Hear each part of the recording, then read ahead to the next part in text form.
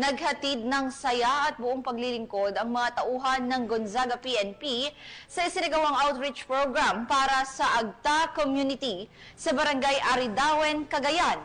Ang kabuuan ng balita mula kay Police Corporal Kevin Paul Juan.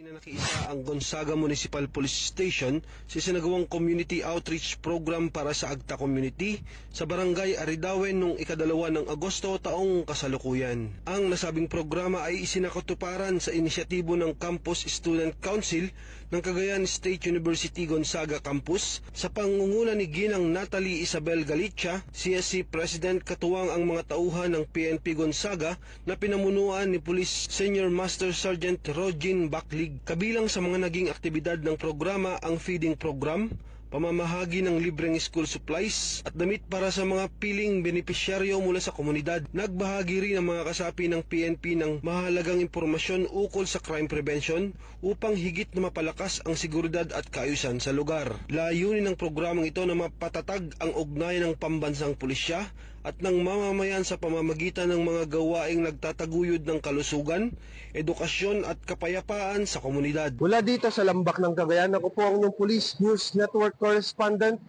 Police Corporal Kelvin Paul Juan, alagad ng batas, tagataguyod ng balitang pulis.